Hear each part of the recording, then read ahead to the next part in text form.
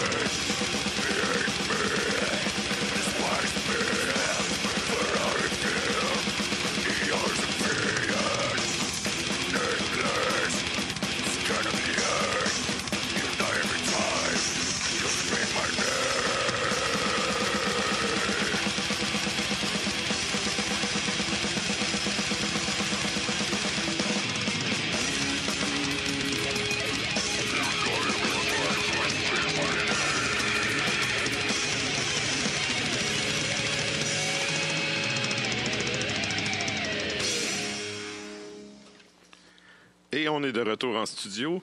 Donc, on vient d'entendre Refusal avec de Chris Young et c'était précédé de To The Wall de Sepultura. Donc, petite mise en contexte comme ça pour la thématique de ce soir. Et là, ben, j'avais dit qu'on avait une entrevue. C'est l'heure du thème.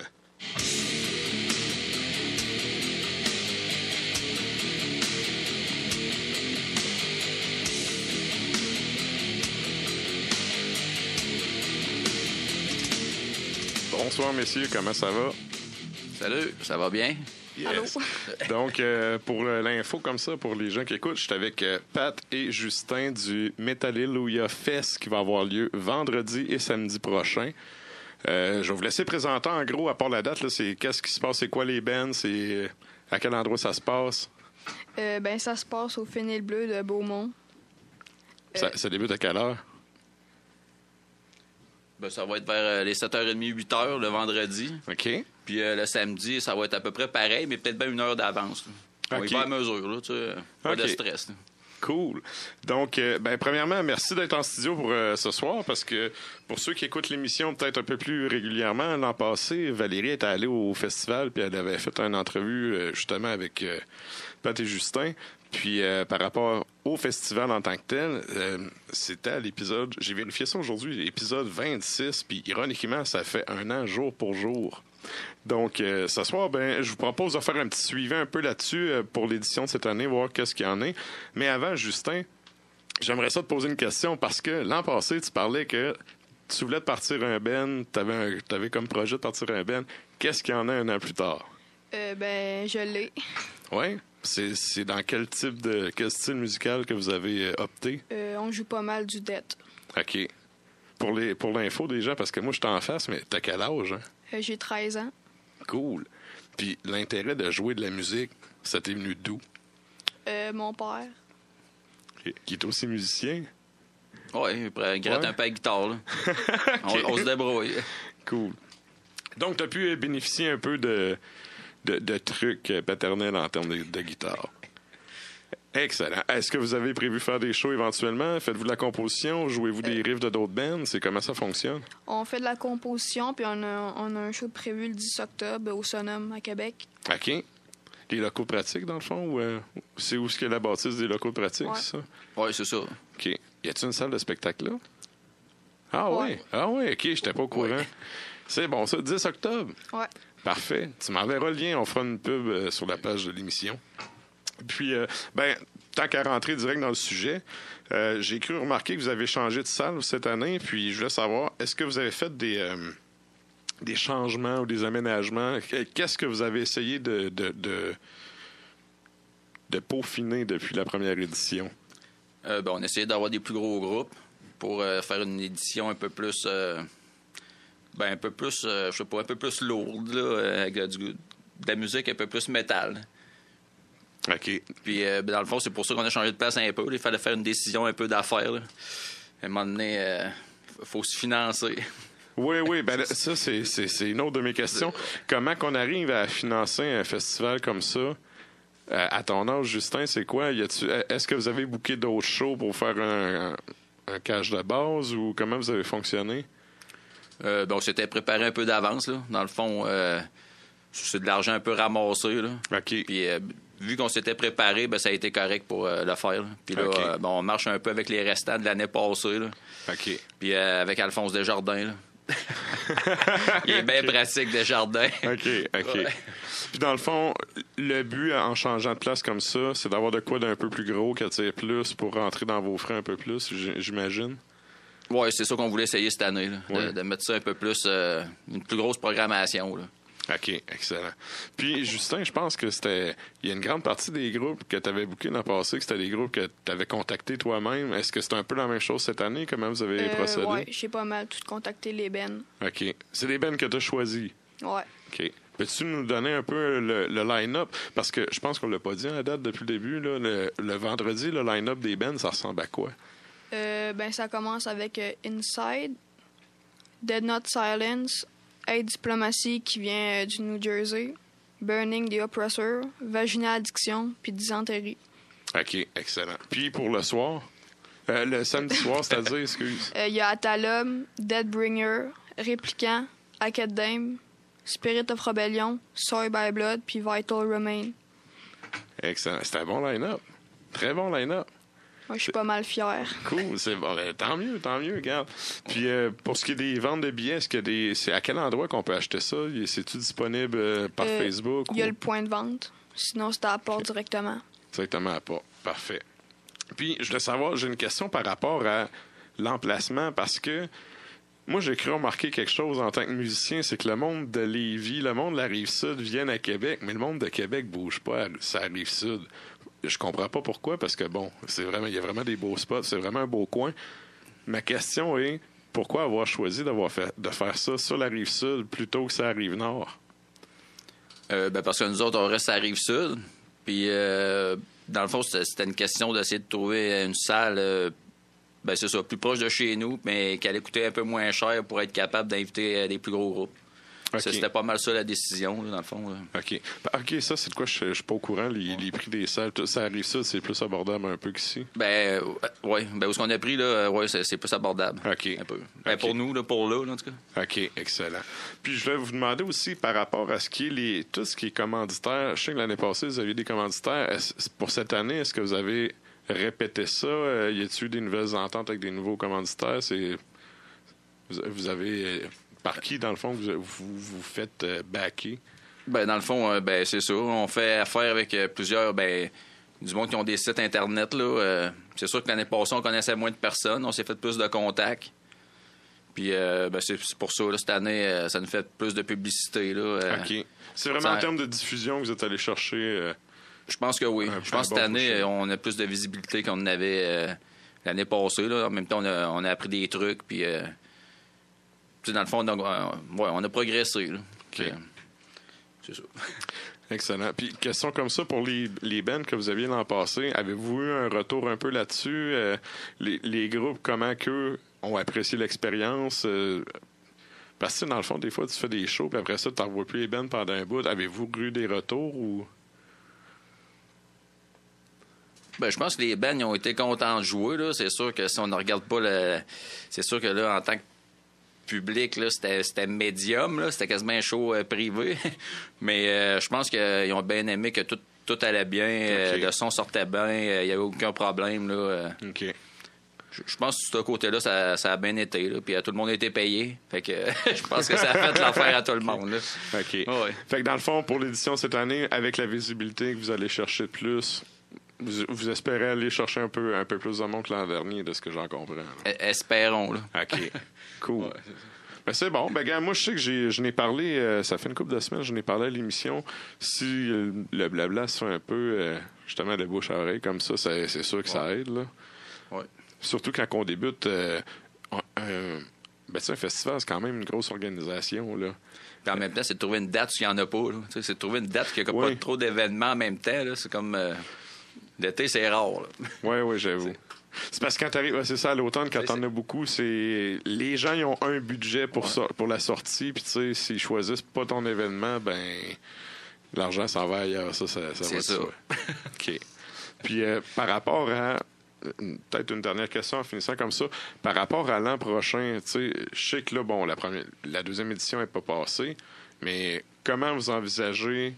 Parce que j'imagine que vous avez un plan sur une couple d'années. Qu'est-ce que vous voulez voir? Où c'est que vous voulez voir le Metalleluia Fest dans 1 an, 2 ans? Mettons, dans tes rêves, là, tout va bien, tout fonctionne comme tu veux. Comment tu vois ça dans 2 ans? Ben, dans 2 ans, je vois ça un petit peu plus gros. Plus de bands? Ben, peut-être ou, avoir des plus grosses têtes, là. D'avoir peut-être des plus gros groupes encore, là, un line-up de groupes plus internationaux, là, je sais pas. OK. Un petit peu plus, là, mais des plus gros bands. OK. Excellent. Ben, je vous remercie beaucoup d'avoir été là. Peut-être, juste rappeler aux gens, c'est vendredi, samedi. Les billets sont à combien? 20$ une journée. OK. 30 pour les 2 jours. Pour les 2 jours. Parfait. Puis c'est sur le point de vente pour acheter ça. Ouais, ou à la porte. À la porte. Bon, excellent. Puis j'imagine, il y a une page Facebook de l'événement. J'imagine que les gens peuvent vous contacter. Est-ce qu'il y a j'imagine un système là, comme les... je me souviens plus, c'est un terme anglais. Les gens, ils payent par Internet, puis quand ils arrivent, tu as une liste, tu peux rentrer. Faites-vous ça de même ou non? OK. Non. OK. En tout cas, bref. Déplacez-vous, Nous ça autres, arrive c'est gratis. Bon. Mais déplacez-vous, ça arrive ça, sérieux, parce que ça vaut vraiment la peine. Puis je trouve ça un peu dommage, parce que comme je disais, j'ai vraiment remarqué que les gens de Québec vont pas mal moins sur la Rive-Sud que les gens de la Rive-Sud viennent à Québec. Ne serait-ce que quand on fait des shows, qu'on organise des shows. Donc, tu sais, ça vaut le déplacement. Puis en même temps, vous allez encourager un jeune entrepreneur, disons ça comme ça. Ouais. Parce que c'est quand même une grosse charge de travail. Je trouve ça vraiment cool que vous soyez venu en studio. Je vous remercie beaucoup. Ben, c'est nous autres qui t'en remercie, dans le fond. En même temps, j'aimerais ça rajouter une affaire. Vital Romain, nous autres, là, c'est le show exclusif au Canada qu'ils nous font. Fait que c'est quand même... c'est show exclusif. Là. Ils feront pas d'autres shows ailleurs. OK. Oh, c'est quand même... c'est bon, ça. C'est quand même une pas pire l'affaire là, pour un deuxième festival, une deuxième année. Là, Ben oui. Ça fait, en même temps, c'est ça. Ça fait sérieux aussi parce que le groupe prend la peine de se déplacer pour ça. C'est vraiment... ça veut dire que, dans le fond, ils ont vraiment confiance qu'il y a une bonne organisation puis c'est bien backé. Excellent. Ben, je vous remercie. Puis on vous souhaite une très bonne chance dans tout ça. Moi, comme je disais hors d'onde, les joies de travailler dans un hôpital. Je suis une amie, je vais voir si je vais être bon d'y aller. Mais bref, je vous souhaite la meilleure des chances. Puis pourquoi pas remettre ça l'an prochain pour une autre entrevue comme ça. On essaye. Yes. Ben, merci, puis à bientôt. On t'en remercie. Bye. Ça fait plaisir. Puis, nous, de notre côté, on va poursuivre en musique à l'instant. On va y aller avec, attendez un petit peu, un groupe chilien qui s'appelle Atomic Aggressor. Et je vous reviens après ça.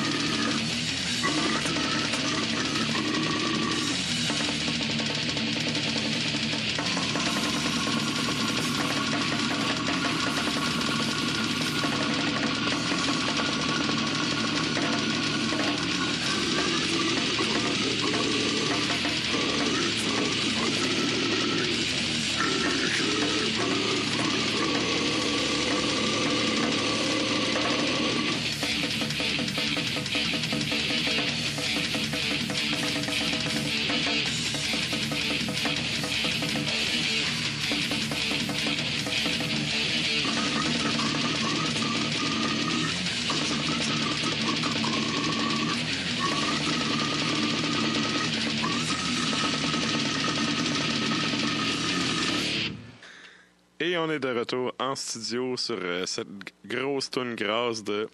C'est Amputated Genitals et la pièce c'était Cheeseman Red Monday. Bref, j'ai aucune idée de quoi ça parle, mais c'était bien bon. C'était précédé de While the Furnace Burns de Escarnium, un groupe brésilien. Puis c'était précédé de Atomic Aggressor, band du Chili, avec la pièce Faceless Torment.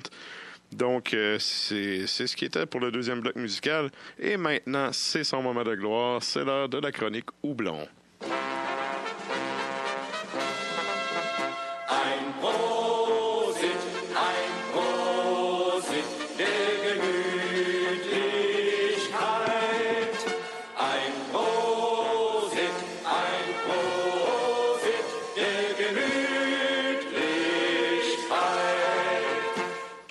Salut, chef. Salut, Kevin, ça va bien? Ça va bien, toi? Super, oui. Yes! Donc, tu nous as fait un petit quelque chose avec la thématique Amérique du Sud aujourd'hui. J'ai essayé. Il faut dire qu'il y a des thématiques plus faciles que d'autres. Hein? Ouais, j'avoue que c'en est une qu'on fait pas. C'est quelque chose qu'on touche pas souvent, ça. Ouais. Mais en tout cas, je pense que j'ai pris des pas pires choix justement dans cette thématique-là. On peut commencer tout de suite là, par la première. C'est la Muchacha de la brasserie Saint-Arnould. Donc, je commencerai en disant que c'est pas vraiment le genre de bière qui me fait triper. Mais dans le fond, ça va être une espèce de réplique des bières industrielles mexicaines. Okay, style Corona et compagnie. Là. Ouais. Mais faite par une microbrasserie, dans le fond. Okay. Donc, c'est une bière là, vraiment légère, rafraîchissante, petite affaire sucrée. C'est ça. C'est vraiment... vite de même, ça sent vraiment les céréales. C'est ça. C'est vraiment les céréales sucrées un peu, là. Goûtons. Yes. Puis c'est ça, comme je disais, moi, personnellement, c'est peut-être un style de bière qui vient moins me chercher, mais je pense que ça peut quand même être intéressant pour les gens, justement, qui aiment ce type de bière-là, puis qui voudraient encourager une microbrasserie là, plutôt que une grande brasserie. C'est pas mauvais, c'est meilleur que de la vraie bière industrielle, sauf que je vois un peu le parallèle, c'est vraiment, ça tombe flat vite, puis c'est céréales, vraiment gros goût de céréales, puis c'est tout. C'est ça, puis aucun arrière-goût, là, aucune amertume, rien du tout. Là. Ouais, c'est ça, c'est quand même... Mais c'est quand même bien réussi, je pense, pour le type de bière que ça essaie d'imiter. Saint-Arnould, en plus, c'est une brasserie. Je sais pas maintenant comment c'est rendu, mais à l'époque, je trouvais que c'était une brasserie qui était comme milieu de gamme. Ouais. Tu sais, il y avait des produits entrée de gamme assez communs. Puis il y avait comme une gamme de produits un peu meilleure. J'ai l'impression que ça pourrait comme rentrer dans le deuxième gamme quand même. Ben, de plus en plus, ils essaient de se renouveler. Je dirais que c'est pas non plus la brasserie là, qui fait le plus triper les amateurs de bière, mais ils ont quand même quelques produits qui peuvent être intéressants là, parmi leur gamme. Les amateurs de bière, tu parles de ta page Facebook ou... Ouais. Les amateurs de bière en général. Okay. Cool. Oui, pour ceux qui ne savent pas, d'ailleurs, c'est ça, Simon est un des membres de la page des amateurs de bière sur Facebook. Allez voir ça vaut vraiment la peine. Puis vous avez un site Internet aussi, hein? Oui, c'est ça. L'amateurdebière.com aussi, là, tout simplement. Sérieux, c'est vraiment bien fait parce que, justement, il y a des chroniques de bière. À chaque fois que vous goûtez quelque chose de nouveau, vous faites une chronique, une review. C'est vraiment intéressant. Puis, tu vois, il y a certaines bières, des fois que toi ou Vince ne pouvez pas être là, que c'est moi qui fais les chroniques, puis je tombe sur les références de votre page. Fait que, bref, c'est vraiment bien fait.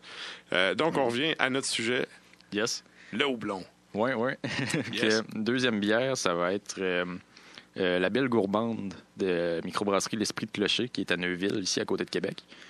Ça, c'est une bière, dans le fond, qu'ils ont faite spécialement pour le festival Les Fêtes Gourmandes, je crois que ça s'appelle. Oui. Qui est, dans le fond, un festival là, de bouffe puis de produits du terroir. Oui, exact. Puis, dans le fond, ce qu'il faut savoir, c'est qu'à Neuville, il y a beaucoup de producteurs de maïs. Puis eux, dans le fond, c'est ça, ils ont fait une bière au maïs pour l'occasion. Donc, encore là, une blonde légère avec un petit goût, là... de maïs. Mais c'est pas J'aime bien cette brasserie-là, sérieux. Ils font des bons produits. Par contre, je dois avouer que j'ai pas tout goûté. Celle-là, tu vois, c'est la première fois que je la vois. C'est vraiment une édition spéciale qu'ils font là, juste pour ce festival-là, une fois par année. Deuxième fois qu'ils la font, je pense. OK. C'est l'heure de goûter. Puis c'est ça, tu sais, tu retrouves la petite saveur de maïs, mais pas comme dans une bière industrielle là, où tu as un goût un peu bizarre, là, puis vraiment déplaisant. Tu as vraiment un bon goût là, de maïs beurré quasiment. Là. Oui, il est présent longtemps. Hein? Ouais, il est vraiment présent longtemps en vous. C'est vrai, ça goûte un peu le... C'est vrai que ça goûte le beurre de popcorn de cinéma. Oh oui, il y a vraiment un goût particulier. Puis ça, encore là, c'est vraiment une bière légère. Je pense qu'il est assez accessible là, pour même les gens qui n'aiment pas nécessairement la bière puis qui vont goûter à ça vont faire « Ah, c'est bon. » Ben, ça se prend bien. C'est quoi, c'est 4-5 à peu près? À peu près, là, 5 je pense. Okay. Super bon. J'imagine là-bas, il y a fond en fût pour le festival ou... J'imagine que oui. Oui, OK. Cool. La troisième, celle-là, j'aime bien, je dois dire, j'aime bien la canette. Troisième bière, c'est la Dark Hop de microbrasserie Over Up. J'ai apporté déjà une coupe de bière d'eux autres là, dans les dernières chroniques. C'est une microbrasserie brésilienne. C'est ça, j'allais dire. OK, c'est bon. Ça fit avec mes souvenirs. Puis tu fit avec le thème. Ben c'est ça, j'essaie le plus possible. La dernière avec le maïs, c'était maïs. C'est un ingrédient important là, qui vient du Mexique et tout. Là. En tout cas. Puis, quoi qu'il y en avait hein, au Québec, il y en avait aussi. Ah, oui, il y a un prof en histoire, là. Ah ben gars, on est à la radio de l'université, aussi bien le plugger. Ben oui, let's go. Il y a un prof en histoire qui s'appelle Paul-André Dubois, qui est spécialisé sur la culture amérindienne. Puis justement, un des artefacts qu'il amène en classe pour les élèves, c'est justement un petit bout d'épices de maïs, pas d'épices, mais d'épis de blé d'Inde qui ont été retrouvés dans des fouilles et ces choses-là. Fait que tu sais, il y en avait ici aussi, c'est juste que c'était vraiment plus petit à comparer à ce qu'on mange aujourd'hui, qui est Monsanto approve. Ouais. Mais bon, c'est une autre histoire. Donc, c'est ça, cette brasserie-là, ça vient du Brésil. C'est ça, mais dans le fond, leurs bières qui sont disponibles ici sont brassées chez Hochelag à Montréal. OK. Celle-là, dans le fond, la Dark Hop, c'est une Black IPA. Donc, une IPA noire qui est assez houblonnée, assez amère. Juste à l'œil de même, c'est elle, je vais garder pour la fin, je pense. T'aimes bien les bières noires, toi? Ouais. C'est ça, une grosse amertume. Là. Je crois que c'est quelque chose comme 80 IBU. Vraiment résineux, herbacé. Quand même un petit goût là, de malt torréfié, chocolaté. Oh, c'est excellent. Laisse essayer. Elle est vraiment bonne. J'y arrive. Ah, tiens. Ouais. Définitivement, je la garde pour la fin. Kevin approuve. Il y a un petit kick de malaire, c'est parfait. La bonne amertume, là, on aime ça de même. Cool. Puis la dernière, c'est tellement drôle, juste le nom et la couleur de la canette. Ouais. Celle-là, il n'y a pas vraiment de lien avec l'Amérique du Sud. Là. C'est juste un coup de cœur personnel. Ben oui, il y en a un, je te dirais. Les Los Tabarnakos, là, c'est le surnom péjoratif des Québécois dans le Sud. Ah ouais. Oh oui, Okay. les Latinos, quand ils nous voient, là, puis que, tu sais, ils entendent les tabarnaks puis les sacs, là, c'est les Los Tabarnakos. OK. Ouais. Puis d'ailleurs, si tu te fais dire ça, c'est pas un compliment quand t'es là-bas, là. Mais bref. Fait que, oui, il y a un lien. En tout cas, c'est bon à savoir, je ne savais pas du tout. Ouais, il y a un lien. En tout cas, c'est ça, c'est vraiment un coup de cœur pour moi des derniers temps. Ça, malheureusement, c'est pas disponible à la boîte à bière, puis il n'y a pas grand commerce à Québec en vrai. OK.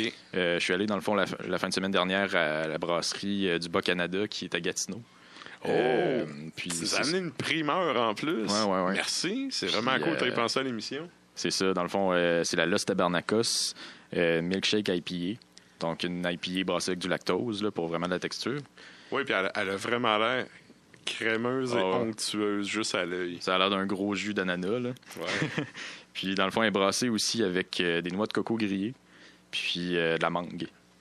Donc, ça va vraiment aller chercher le petit côté fruité, puis encore une petite onctuosité de plus. Là. Oui. Le goût de mangue, il est assez en arrière-goût, je te dirais, puis c'est vrai que ça goûte le coconut. Ouais. C'était un bon équilibre quand bien même. Bien dosé, là, ouais. Ouais, c'est pas trop agressif. L'amertume non plus est pas trop agressive. Puis ça, évidemment, c'est dans le style là, New England IPA, là, donc vraiment juteux, vraiment fruité, pas trop amer. Cool. C'est à Gatineau, tu dis, la brasserie? À Gatineau, c'est ça, brasserie du Bas-Canada. OK. Là, tu dis c'est pas disponible en magasin au Québec, c'est parce qu'il y a en bouteille, mais c'est pas encore livré? C'est que c'est eux-mêmes qui livrent, puis je crois qu'il y a un ou deux endroits à Québec qui en a déjà reçu, mais c'est vraiment des petites livraisons exceptionnelles là, qui partent dans le temps de le dire. Là. Ouais, en même temps, tant mieux, tu sais, s'ils sont victimes de leur succès, là. Ça, c'est bon signe, c'est mieux que rester collé avec tes produits. Mais, crime, ça reste à vérifier. Ça va peut-être bien se rendre sur les tablettes éventuellement. Je pense que c'est une brasserie à découvrir, en tout cas, là, en ce moment, qui est assez intéressante. Oui, super bonne. Merci beaucoup. Donc, à part la dernière qui n'est pas disponible à la boîte, tout le reste, c'est disponible à la boîte à bière. C'est ça, en ce moment même, ouais. Excellent. Donc, allez faire un tour à la boîte à bière. Je sais pas, non, c'est pas Vince, c'est travaille à soir. Hein. Encouragez ceux qui sont là jusqu'à 11h ce soir, bref. Ah, il reste du temps. Ils ont du temps, ils ont du temps. Donc, je te remercie beaucoup. Merci à toi de l'invitation encore. On s'en redonne des nouvelles. Hey, c'est vrai, on a une couple de petits plans là, pour des chroniques à venir. Là. On essaye de faire déboucher ça. On a de quoi de vraiment intéressant sur la table. J'ai vraiment hâte de voir si on est capable de faire aboutir ça. Ça serait quelque chose qui ferait un peu différent. Puis je pense que ça pourrait être intéressant pour les auditeurs. Fait que on s'en rejase. Yes. Merci beaucoup. Salut, bonne semaine. OK, donc, c'était la chronique Houblon, puis 2 secondes. OK. Donc, nous, on va continuer en musique avec un band du Pérou que j'ai connu en Europe parce qu'ils ont fait 3 spectacles avec nous pendant la tournée. Un band de dette qui est quand même assez particulier. Je dois dire que le rendu en spectacle est comme une coche en haut de ce qu'il y a sur l'album. Ce qui est tout à leur avantage, sauf qu'en même temps, bon, c'est sûr que sur CD, tu saisis pas toute l'envergure du band. Bref, je vous en dis pas plus, je parle la pièce, ça s'appelle. Le groupe, c'est Anal Vomit. Évidemment, vous comprendrez qu'un nom de même, c'est du death metal, puis on vous revient après la toune.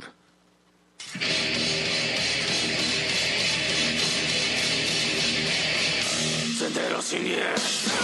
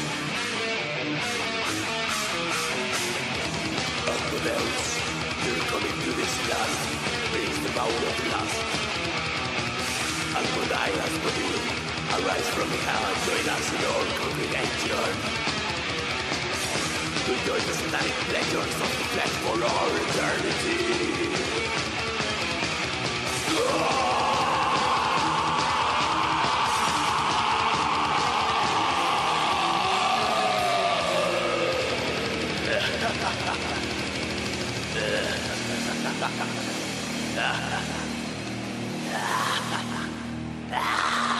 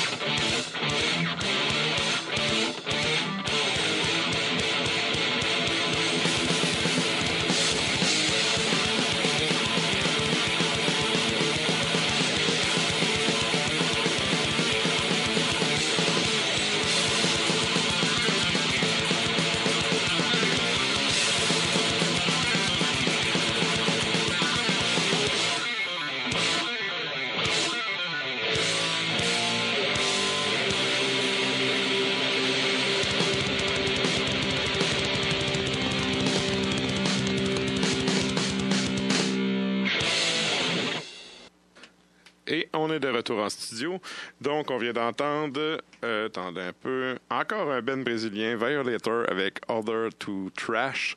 C'était précédé de Narbelette, un band de Cuba, avec la pièce de Grim Abyss Within. Je dois avouer, j'avais déjà jasé du fait que j'étais tombé sur un band de black cubain, puis au début, ça m'avait fait rire parce que je me disais, bordel, comment que les Cubains peuvent faire du black metal? Et après écoute, j'avais révisé mon opinion, donc je voulais partager ça avec vous. Puis c'était précédé avant ça de The Cult of Asmodeus, The Force of Darkness et de Anal Vomit, avec une pièce avec un titre en espagnol que je ne vais pas me risquer à vous prononcer. Donc, d'habitude, on serait rendu au moment de Klimbo, sauf que ce soir, Klimbo, il est au show de Smashing Pumpkins. Il est en train de couvrir ça pour un autre média. Puis, il vient me texter comme quoi qu'il est pris sur le parterre. Fait qu'on va essayer de mettre ça un peu plus tard. D'ici à ce que j'ai des nouvelles de lui, je vous propose d'y aller avec un autre bloc musical. De toute façon, c'est ça qui était prévu après. On va y aller avec le band chilien Communion, qui était au Consider Dead l'an passé. Je sais pas si vous avez vu ce festival-là. C'était vraiment intéressant. Un band qui... tant qu'à moi, c'est un band qui aurait pu jouer un petit peu plus haut dans le line-up. Il était vraiment tôt en soirée. Puis ils ont vraiment assuré. Donc, c'est la pièce Secret Rights. Puis on va y aller avec ça. Puis je vous présenterai les autres tonnes après.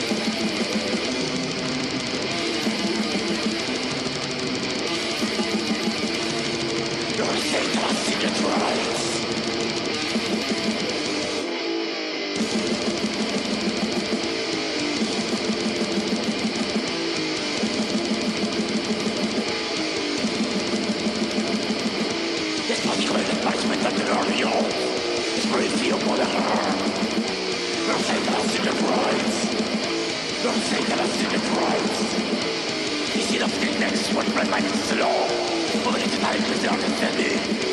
You'll take the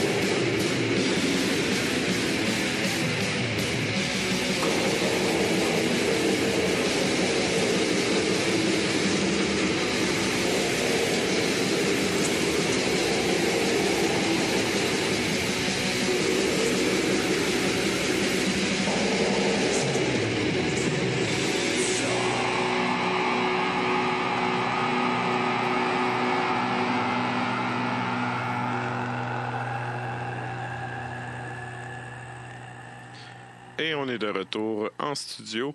Donc, on vient d'entendre Communion, comme j'avais dit, avec Secret Rites.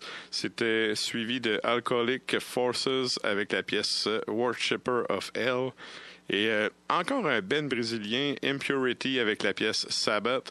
Et la dernière pièce qu'on vient d'entendre à l'instant, c'est Liber Hexagram du band chilien Black Ceremonial Cult. Et sur ce, ceux qui sont habitués à l'émission ont dû remarquer qu'on a un peu décalé le thème avec Limbo, mais c'est maintenant son moment.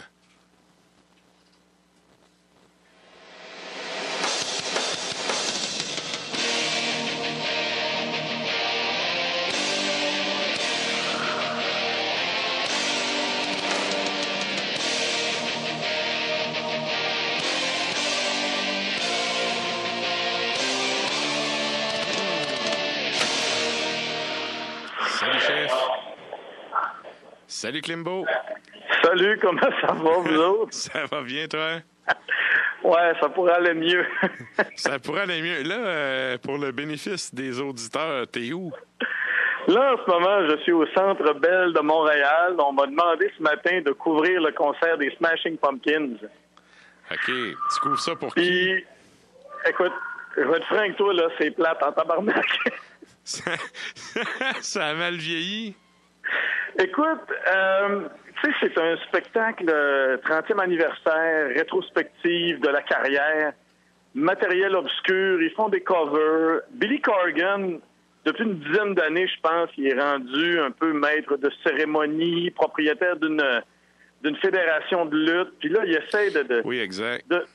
Écoute, il nous fait des espèces de bouts comédie musicale, là.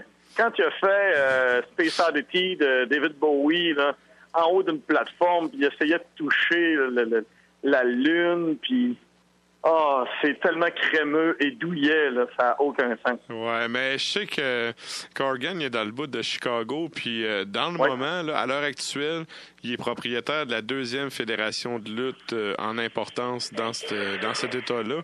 Puis celui qui est juste avant, c'est pas compliqué, là, c'est la WWE avec Stephanie McMahon, la fille de Vince McMahon. Fait que, oui, c'est un grand fan de lutte. Puis, il fait des podcasts aussi là-dessus, d'ailleurs, dans ses temps libres, de ce que j'ai compris. Oui, puis je te dirais, c'est quoi le nom de la fédération de lutte? Mettons ACW, là. Ouais, le nom de la sienne, je me souviens pas, là, mais je sais qu'il est propriétaire, puis il est pas copropriétaire, c'est vraiment sa fédération à lui, puis personne d'autre. Puis il a même modifié pendant 2 chansons des paroles, puis il pluguait sa fédération de lutte des paroles. Ah, ça, c'est un peu poche. Ouais, là, c'est de même, là. OK. Tu sais, le show est pas fini, j'étais sur le parterre, puis là, tu me textais, puis j'ai réussi à me sortir de mon endroit sur le parterre pour m'emmener ici. Écoute, si t'es un fan fini des Smashing Pumpkins, à ce soir, là, crosse, trip, là. Excuse, là, je dis des gros mots radio, là, mais... Tu sais, derrière moi, là, il y a une madame a vraiment dit, j'espère qu'ils vont faire les chansons des vidéos. Ça veut tout dire. Oh, les chansons des vidéos. OK. Puis, à date, il n'y en a pas fait beaucoup, là. Fait que, puis, à un moment donné, là, t'as eu... Tu sais, ça dure 3 heures, là. C'est un spectacle de 3 heures. On s'entend que ça aurait pu couper 1 heure de mielleux, là, de piano, puis de je suis en amour, je suis incompris. C'est incroyable. OK. C'était-tu Melissa Offdermore qui était à la base Darcy? Parce que je pense que Darcy avait eu des problèmes puis elle s'était fait kicker out. Hein? Oui, écoute, théoriquement, c'était la réunion supposément des membres originaux, mais selon Billy Corgan, Darcy n'est pas en état de faire, autrement dit, partie des Smashing Pumpkins en 2018.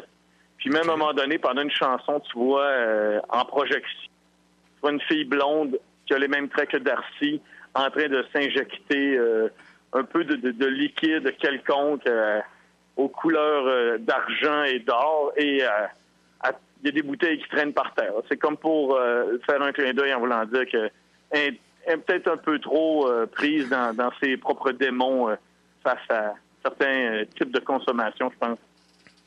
OK, ben, je sais pas, j'avais entendu parler, puis je me souviens pas si c'était avec toi qu'on avait parlé dans une chronique, mais comme quoi qu'il avait vendu le punch du line-up original puis qu'il avait kick out pour ça.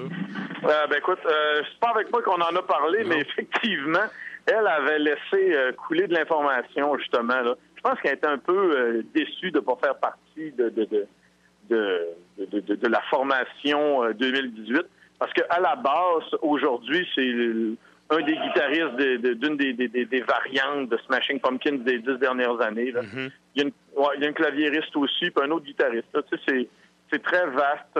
Il y a un gros line-up au niveau musical. C'est très complet. Il y a beaucoup de couches au niveau des guitares. Mais il reste que le choix des chansons, c'est vaporeux en Simonac. Ouais, puis il y a aussi qui ont pris un certain tournant plus pop, plus feutré un peu avec les années. Ben après l'album double, là, d'ailleurs. Ouais. Puis on dirait que c'est ça, ils ont c'est peut-être de quoi qui se reproduit moins bien en spectacle. Tu sais, tantôt je parlais d'Anal Vomit en show, l'énergie, ils n'ont pas été capables de la capter sur CD, tu sais. Puis j'ai l'impression que le mood CD s'adapter au live, c'est peut-être aussi le problème de Smashing, là, mais... Ouais, mais en tout cas, moi, je peux te confirmer, les chansons de Adoré ont mal vieilli en spectacle. Puis le spectacle a vraiment bien commencé. Tu sais, c'était des chansons de l'époque de Gish. Là, j'étais là, wow, ça va rocker un peu. Mais, oh boy. En plus, les gens à côté de moi ont fumé... quelques items herbacés qui seront bientôt Ils n'ont pas attendu le 17 octobre. Qui seront bientôt disponibles dans toutes les bonnes commissions des cannabiciens. Ouais. Puis, écoute, ils sont assis, là, puis ils ont les deux mains, ils se tiennent la tête avec ça, ils ont de l'air écœurés total. Là. Ouais. Mais j'ai rarement vu autant de va-et-vient pour aller aux toilettes. Le monde, ça bouge, ça n'a aucun sens. Ça, c'est mauvais signe. Mais je dois dire, il y a une observation que j'ai faite de Billy Corgan avec les années, puis en tout cas, j'ai l'impression que ce gars-là, malgré tout son talent, il y a un certain problème. Comment je pourrais dire ça? En mots non vulgaires, c'est un peu un prostitué de la personnalité de ses amis. Ah, OK, je comprends ce que tu veux dire. Il y a une époque qui se tenait avec, pour avoir lu une couple de biographies là, de musiciens, il y a une époque qui se tenait avec les gars de Red Hot Chili Peppers, puis il essayait vraiment ça sonnait pas même dans sa musique, mais il essayait vraiment de s'inspirer un peu de l'image d'eux autres. Après ça, il se tenait avec Cobain puis Courtney Love. Après ça, tu sais, l'album Adore, là, ou Adoré, bref, ça, c'est son époque où il se tenait avec Marilyn Manson, qui est arrivé avec son petit maquillage mauve de Metallica dans les morts. J'ai l'impression que ce gars-là, il essaie de faire des pâles copies de ses amis du moment, puis en tout cas, c'est mon plus gros reproche sur cette band-là. Là, c'est... Je peux te confirmer que ce soir, ça a l'air d'un gars qui se cherche beaucoup. Là. Il a son look de Oncle Fester dans la Addams Family, puis des fois, là, il est très théâtral, des fois, il essaie de rocker, des fois, il essaie d'être Pink Floyd, des fois, il essaie d'être... le fantôme de l'opéra, man, il est dur à suivre, le beau Billy, là. Ouais. En tout cas, on va y souhaiter que ça se place, puis ça aille bien, parce que c'est quand même un band qui a une bonne carrière, puis tout, mais c'est ça, moi, j'ai vraiment... Tu sais, musicalement, là, après l'album double, j'ai décroché un peu, puis je t'avouerais que de lire, tu sais, les épisodes où tu as des anecdotes de lui à l'époque, tu te fais... Ouais. Je sais pas, me semble... C'est pas le genre de gars que je voudrais dans mon cercle d'amis, mettons. Ouais, ben écoute, je peux te confirmer que tu retomberais pas en amour avec le groupe ce soir, vraiment, là. Puis, tu sais, là, on se parle en ce moment, puis j'entends de mon oreille gauche ce qui se passe sur scène, puis... Eh boy! Tu sais, là, il manque de oomph. Ouais. Bon. Ben, à défaut de ça, t'avais deux sujets pour nous autres à soir, dont un qui d'habitude rock quand même la place, c'est Belladonna au Petit Campus. Ouais, ben écoute, ça c'est anecdote encore une fois qui s'est déroulée peut-être en 2002-2003. Joey Belladonna n'étant plus avec Anthrax, il longeait les routes nord-américaines avec son projet solo du nom de Belladonna. Il faut se rappeler qu'à l'époque, le beau Joey Belladonna a déjà eu comme backing band, c'est-à-dire comme musicien de tournée, les gars d'Anonymous. Ah, je savais pas ça. Oui, les gars d'Anonymous ont déjà été le backing band de Belladonna. Mais la version que j'ai vue au Petit Campus, c'était Joey Belladonna en tant que batteur et chanteur.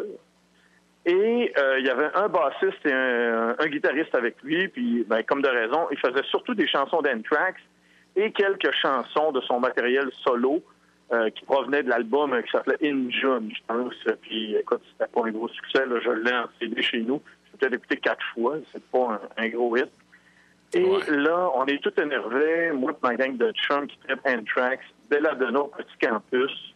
Écoute, on va être à peu près 20, puis on va triper. Fait qu'on arrive là-bas. En fin de compte, on n'est pas 20, on est à peu près 12. Et là, le beau Joey commence son spectacle. Il est au drum, mais il y a l'équivalent d'un drum. Tu sais, maintenant que tu te dis, moi, je suis en secondaire 5, je vais m'acheter un drum pour t'approcher dans le garage de mes parents. Fait qu'il y a ça comme drum. Ça sonne la cacane. Ouais.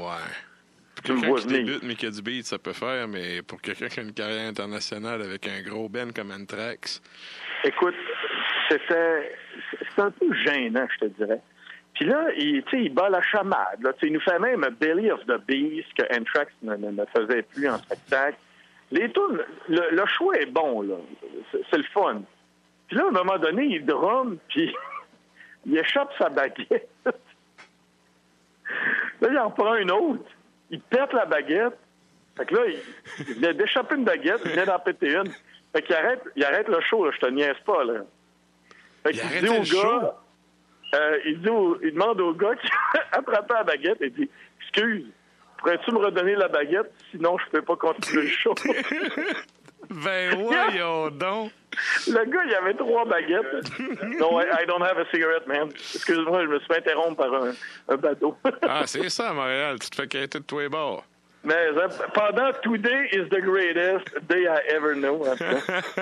C'est Today, là. Enfin, une bonne tune. OK. Mais, ouais, puis là, le gars, il fait « Ah, OK, je vais redonner la baguette pour que le concert puisse continuer. » Fait qu'il donne la baguette. Le gars, il continue à jouer.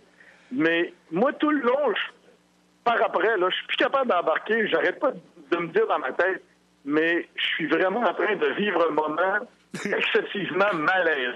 Tu fais partie des 12 malchanceux qui ont ce souvenir-là. Puis 12, hey, écoute, on était 12, mais ça inclut les gars du band en ouverture. Là.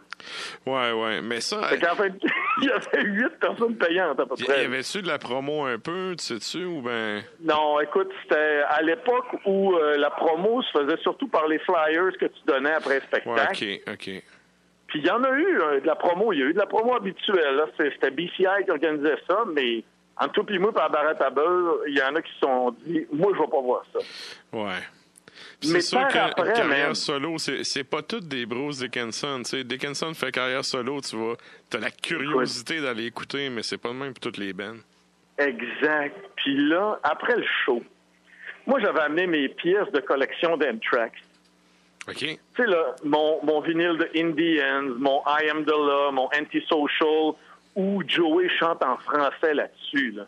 Tu sais, la plate, Maxi 45 tours, du lait de France.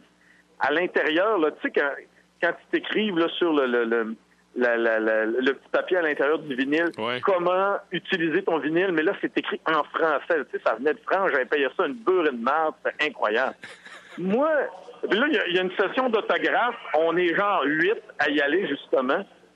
Puis là, j'arrive devant Joey Belladonna avec mes vinyles d'Anthrax.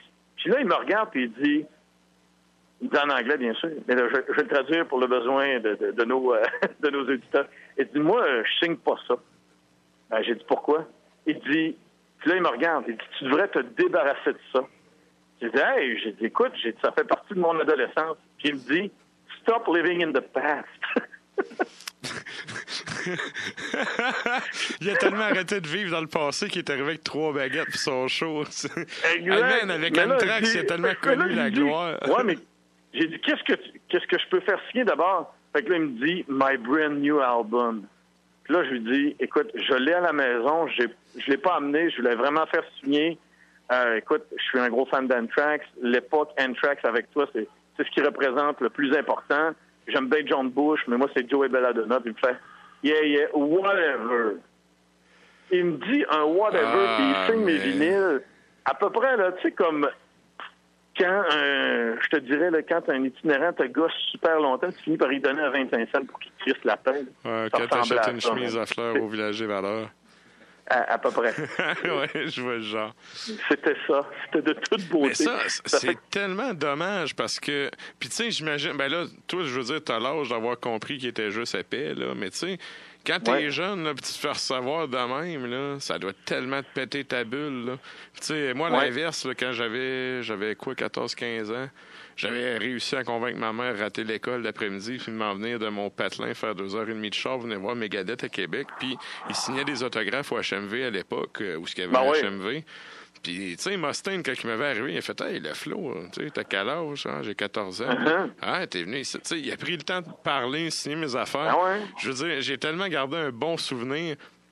Tu sais, à l'inverse, là, avoir eu une réaction comme, une expérience comme t'as eu, je pense que je les aurais jetés, mes vinyles d'Anthrax rendus à la maison, tu sais. C'est parce que, tu sais, à la base, c'était lui, le chanteur. Il y a 4 autres musiciens dans le band. Fait que, mettons, là, que j'ai eu un goût un peu amer en bouche. Oui, mais par après, quand j'ai rencontré, quand il est revenu avec Anthrax, j'ai fait une entrevue avec lui. Il était avec Charlie Benante. Ça a été fantastique, là. OK. Tu sais, là, tu sentais là, qu'il y avait, autrement dit, il y avait encore justement le goût amer de ça. Mettons, je te dirais, du fait qu'il a été éjecté de la formation Anthrax. Il tripait pas là, vraiment sur signer du stock d'Anthrax. Il était vraiment là, en mode regarde, je veux plus toucher à ça. Maintenant, je suis rendu ailleurs. Sauf que son ailleurs, il était pas super. Ouais, il est en mode j'ai 3 baguettes puis 12 spectateurs, ce qui est un petit peu moins le fun. Voilà.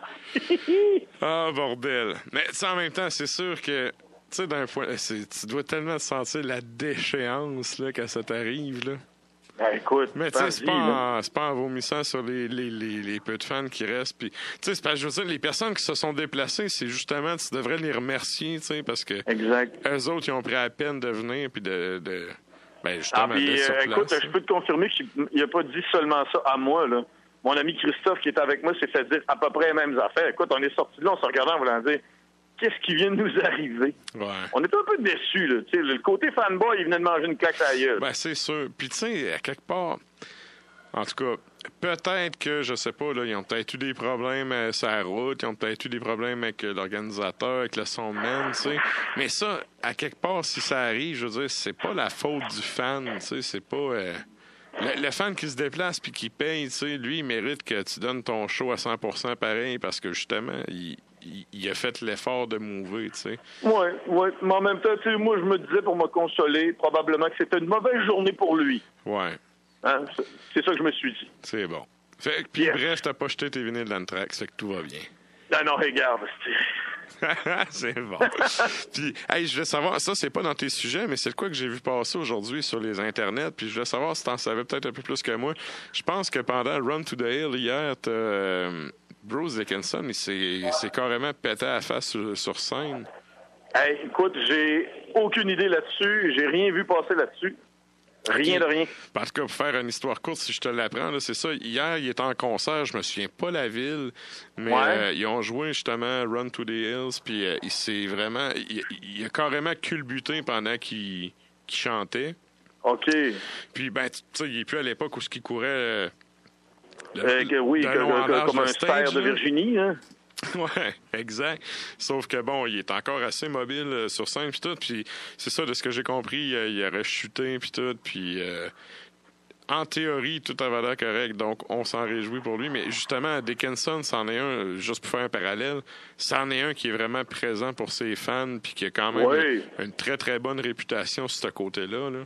Oui, puis écoute, je crois que ça a été son 60e anniversaire aujourd'hui. Oui, exact. Puis moi, là, écoute, Heavy Montréal 2008, je l'ai rencontré en arrière-scène. Puis c'était la première année de Heavy Montréal. Puis je l'ai rencontré avec son manager. Super sympathique. Fait que je suis allé voir, j'ai dit « Hey, salut Bruce, est-ce qu'on pourrait faire une entrevue? » Puis il était super fin. Il m'a juste dit « Écoute, on vient d'arriver, on descend de l'autobus. Puis écoute, je vais être franc avec toi, des entrevues, on n'en a pas de prévu. Je suis prêt à te signer ce que tu veux, prendre des photos, mais on donne pas d'entrevue aujourd'hui. On vient d'arriver, on aimerait juste aller à notre loge parce qu'on sent très mauvais. Je me rappelle, il m'avait dit ça, on sent très mauvais. Mais pas de téléphone, pas d'appareil photo, pas de crayon. Fait que ça a juste fini qu'une poignée de main. Mais quand même, tu sais, il a pris le temps de te répondre, puis tu sais, c'est tout à son honneur. Puis c'est sûr que ça, à voyager comme ils font, c'est ça. T'arrives, tu dois chercher ta chambre d'hôtel un peu, c'est sûr. Écoute, il arrivait, là, tu sais, quand t'as ton petit sac à dos, que tu mets probablement ta brosse à dents dedans, là, puis ton tube d'anti-swing, c'est ça qu'il y avait avec lui. OK. Bon. Ouais. Puis il n'y avait pas de crayon. Non, bon, ben, regarde. Mais en même temps, tu sais, ça, c'est des souvenirs que t'as pour toi, puis ça t'appartient, puis il n'y a personne qui peut t'évoler. Exactement, je garde ça pour moi. Ça non, j'ai de le dire sur les ondes de Chiz. Oui, effectivement. Mais bref, ça m'est arrivé une couple de fois de rencontrer des bands avec qui je jouais, mettons, sur le même festival ou quelque chose du genre, puis tu sais, c'est le genre d'affaires, je pense jamais. Tu sais, j'étais allé en tournée, c'était en Europe, j'avais mon téléphone, j'aurais pu demander à plein de bands de me faire des quotes, pour faire des pubs pour l'émission. Je m'étais dit avant de partir qu'il faudrait que je fasse ça. Puis tu sais, quoi que j'ai parlé avec plein de monde, j'ai rencontré plein de monde, c'était super cool. J'ai pas pensé une maudite fois à demander à Ben de me faire une quote. Tu sais, c'est le genre d'affaires tu penses pas. Tu sais, c'est...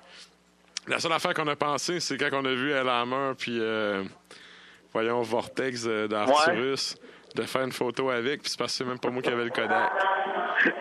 Mais bon, j'ai mon souvenir avec El Hammer, c'était magique. Il m'a donné la main, puis je disais au gars, faut vraiment pas que je me lave la main, man, faut que je garde la force de la Hammer. Puis quand je suis arrivé à l'hôtel comme un champion, j'ai pris ma douche et j'ai effacé la force de la Hammer de ma main. Oh là là là là! Hein? Mais bon, je garde le souvenir, qu'est-ce que tu veux. Yes. Puis bon, pour ton dernier sujet, c'est Oderus et la poutine. Exact. J'ai rencontré que c'était un ben étranger qui a découvert la poutine. Non, Oderus, c'est Oderus Urungus, le chanteur de Gwar. OK. Et quand ils sont venus à Montréal, une des nombreuses fois qu'ils sont venus à Montréal, j'ai un de mes chummés que lui, c'est son band préféré. Là. Il capote sur eux autres. Puis dans l'après-midi, il est allé les rencontrer parce qu'il est entré en contact avec eux, probablement par Facebook. Puis Dave Brockie, c'est-à-dire son vrai nom à l'époque, parce qu'il est décédé, le monsieur Dave Brockie, qui était le gars sous le costume de Oderus, il a demandé, il dit, écoute, parce que c'est un gars originaire de l'Ontario, il dit, moi, j'ai vraiment le goût de me taper là, ce que vous appelez ici au Québec la poutine. Fait que mon chummy Régent Beaumont, qui était l'instigateur de cette rencontre, l'a amené manger une poutine. Genre à Belle-Province, coin Saint-Laurent, Sainte-Catherine. Ah, il n'a pas choisi son resto, par exemple. Exact. Tu sais, il l'a pas amené, mettons, à la banquise. Il l'a amené chez Swampville. Puis là, le beau Dave Brockie a mangé sa poutine, puis il se sentait pas super bien après. Fait qu'après, ils se sont ramassés justement dans l'autobus de tournée. Ils ont pris quelques bières. Puis pendant le show, moi, je m'en souviens, c'était au Club Soda.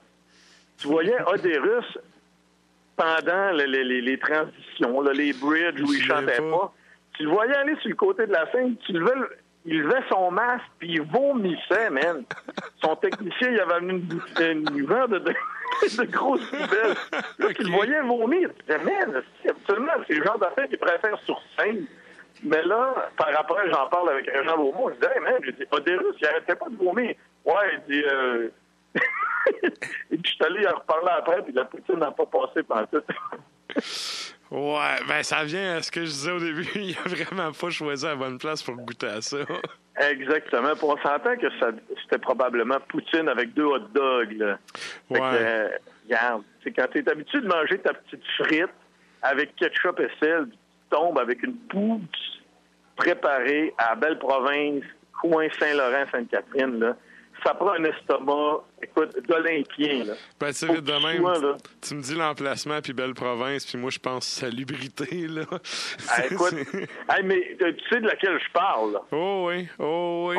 Écoute, moi, là, je vais te dire quelque chose, là. Quand j'avais 16-17 ans, là, on venait voir des shows à Montréal, des fois, là, au Métropolis, puis on allait manger des hot dogs, là, puis je suis à peu près sûr, à 99,9%, là, c'était les mêmes messieurs qui travaillaient il y a 30 ans, même.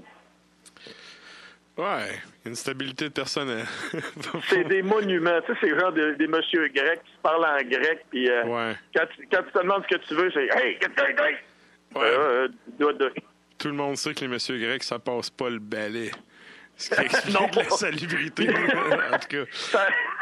Moi, c'est un coin que c'est à proscrire, là, manger dans ce coin-là.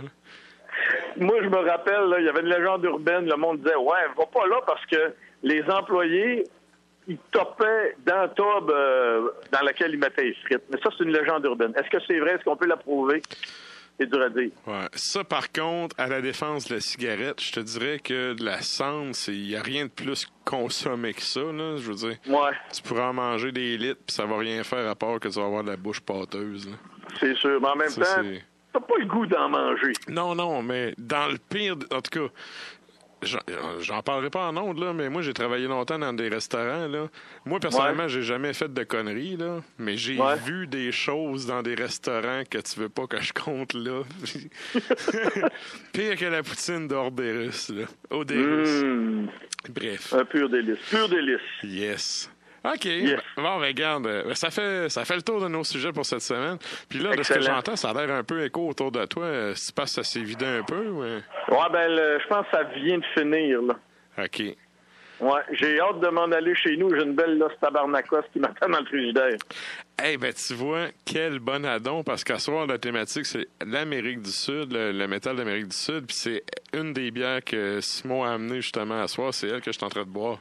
Wow, les grands esprits se rencontrent comme d'habitude, mon beau Kevin. T'es timé avec nous autres, c'est bon ça. Yes!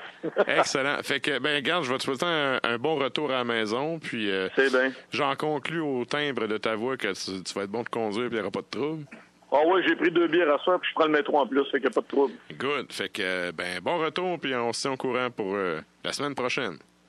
Today is the greatest. Excellent. Salut, man. Salut, bye. Bye. OK, donc, comme à l'habitude, c'était la chronique à Klimbo. Désolé pour le délai. Comme vous avez pu comprendre, c'était un peu hors de notre contrôle.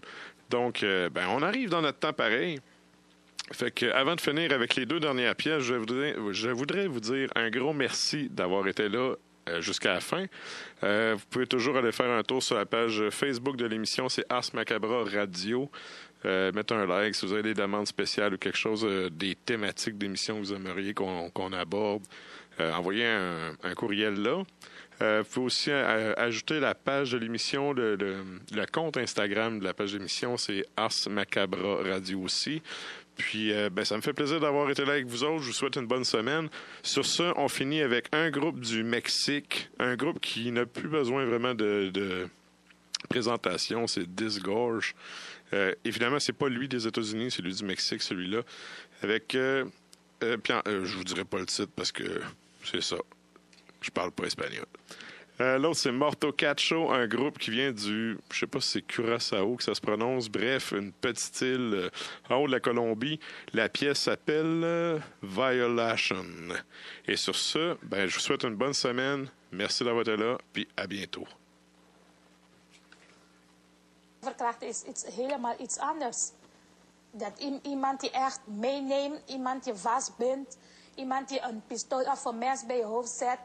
Maar niet dat je gaat gewoon een groep jongen met meisje en dan zeggen als je doet het met een paar en dan wil je niet meer.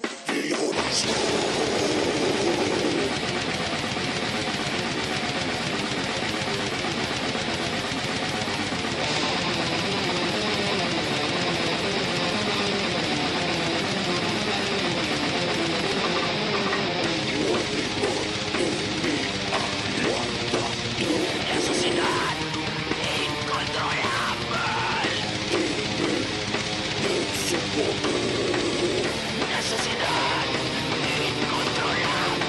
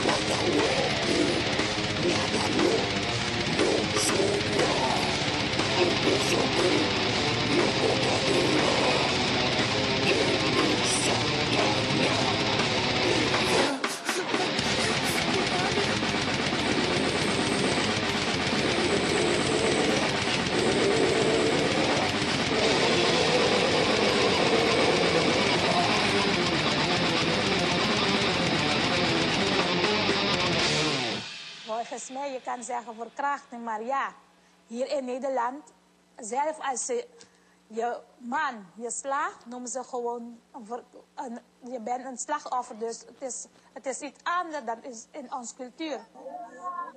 Turn off the lights!